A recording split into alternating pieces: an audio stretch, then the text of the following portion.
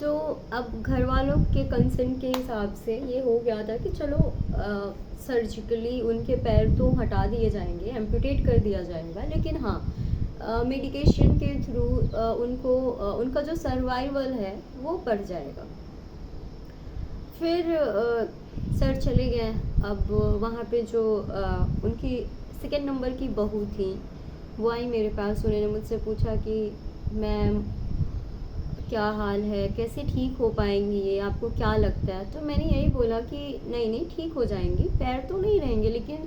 आप लोग को ध्यान देना चाहिए था इससे पहले कि अगर उनको डायबिटीज़ है तो उन्हें हर तरह से बचा के रखते, आप उनको चोट ना लगे, उन्हें किसी भी तरह की इंजरी ना हो, ये सब चीज़ों का आप लोगों को ध्यान रखना था। तो उन्होंने ऐसा बोला कि मैं मेरे भी बच्चे हैं और बाकी जो 3 बच्चे हैं उनके, मतलब उन अम्मा के जो 3 बेटे हैं वो सब अलग रहते हैं, अम्मा बस इनके साथ रहती हैं, ये जो बहू है। तो उन्होंने बोला कि मैं अपने कामों में बहुत बिज़ी हो जाती हूँ बच्चे संभालने में, तो और इनको बोलो भी तो ये नहीं सुनती हैं। मैंने कहा वो तो है, बूढ़े लोग हैं, उनको क्या बच्चों की तरह ही समझाना चाहिए, उसी प्यार से उसी केयर के साथ आप अगर करते तो शायद इनकी ये हाल नहीं होता, आप लोग को इतना सफ़र नहीं करना पड़ता। फिर उन्होंने बताया कि पहले ये बहुत ही एक स्ट्रॉन्ग पर्सनालिटी की औरत थी और जब हम सब साथ में रहते थे तो वे हमें कोकिला जैसे कंट्रोल करती थी। कोकिला तो आप सबको पता होगा, साथ निभाना साथिया का एक कैरेक्टर था, एक स्ट्रॉन्ग सास का, एक स्ट्रॉन्गर माँ का। तो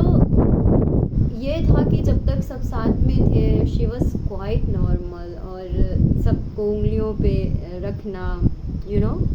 एक होता है ना एक टिपिकल सास का जो कैरेक्टर होता है। तो लेकिन जैसे जैसे उनके बच्चे सब दूर होने लगे, सब चले गए अपने काम के पर्पज़ से या किसी भी वजह से इधर उधर हुए, तो अब धीरे धीरे उनकी कंडीशन ख़राब होने लगी। इसके पीछे भी एक वजह है कि जैसे हम जब छोटे होते हैं तो हमारे लिए हमारे माँ बाप स्ट्रेंथ होते हैं, हमेशा रहते हैं, सुख हो दुख हो, अच्छा हो बुरा हो, हमें पता होता है कि यार पेरेंट्स हैं, मम्मी पापा हैं, दे विल हैंडल एवरीथिंग। और जैसे ही जब ये बूढ़े हो जाते हैं ना पेरेंट्स, इनका भी चीज़ें रिवर्स हो जाती हैं, इनके स्ट्रेंथ इनके बच्चे होते हैं। शायद वो चारों बच्चे साथ में होते तो मैं कहती हूँ एक नहीं देखती तो दूसरी ध्यान रख लेती, तीसरी बहू रख लेती, एटलीस्ट उनके नाती पोते होते हैं जो कि उनके साथ अभी नहीं रहते थे। जो वो 2 बच्चे थे जिनको मैंने आपको फर्स्ट पार्ट में बताया था, वो दोनों बच्चे कहीं बाहर से आए हुए थे, तो शायद वो ठीक होती। मोरल ऑफ द स्टोरी कि आप कितने भी काम में बिजी रहो, हम सब एम्बिशियस हैं, हम सबको वी हैव टू वर्क, हमें काम के लिए जाना है, करना है, लेकिन टाइम टू टाइम अपने पेरेंट्स को विजिट कर सकते हैं। मैं बताऊं मेरी पर्सनल लाइफ में ही ऐसा है कि मेरे भाई की रेलवे में गवर्नमेंट जॉब है और जब से उसकी जॉब लगी है तब से वो हर सैटरडे, मतलब फ्राइडे को ड्यूटी ख़त्म होती है शाम 5 बजे, वो ट्रेन पे बैठता है जबलपुर टू रीवा, फिर रीवा में रात में बस पकड़ के वो घर जाता है। तो एक दो बार मैंने उससे ऐसे बोला कि भैया तुम्हें मतलब ऐसे थकान नहीं लगती, तुम आते हो इतना ट्रैवल करते हो घर जाने के लिए, तो तुम्हें ज़रा सा भी होता है ना कि यार अपन सब फेड अप हो जाते हैं, इतनी ट्रैवलिंग ये सब नहीं पसंद आती अपने को।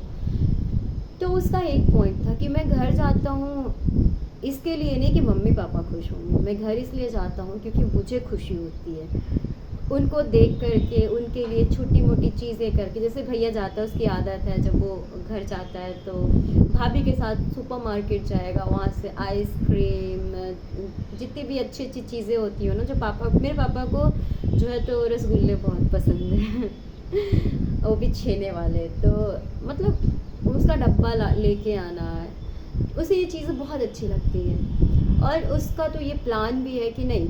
मुझे जब रूम अलॉट हो जाएगा तो मम्मी पापा तो मेरे पास रहेंगे, तुम भी रहोगी, तुम्हारी जहाँ जॉब होगी, तुम जहाँ डॉक्टर होगी, तुम भी हमारे साथ रहोगी, क्योंकि तुम्हें खाना बनाते नहीं आता है, तुम्हें कुछ भी घर के काम करते नहीं आते हैं, तुम टाइम टू टाइम खाना नहीं खाओगी, और अगर तुम दूर रहोगे तो तुम अच्छे से रहोगी नहीं। तो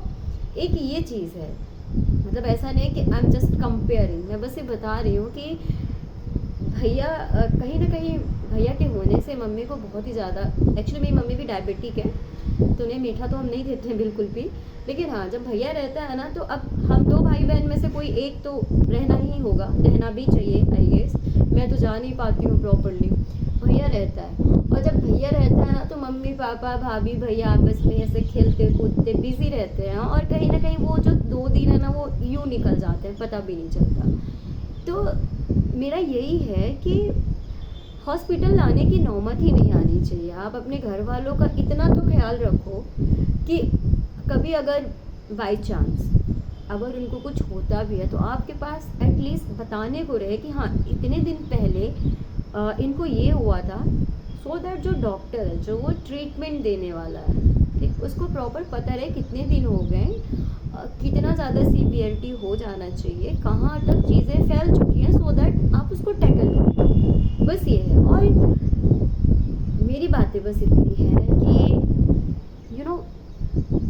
पेरेंट्स होना इज़ अ ब्लेसिंग। तो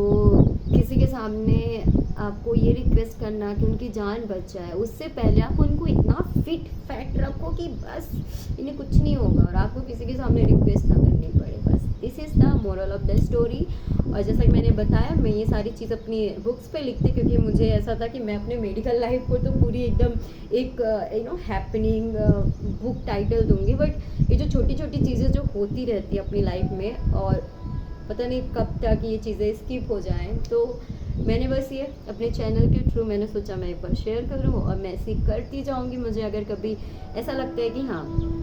मुझे बताने की ज़रूरत है, तो जितने लोगों तक ये मैसेज पहुँचे definitely I will keep it on. और आप लोग भी घर वालों को ख्याल रखो, अपना भी ख्याल रखो, बस। So thank you.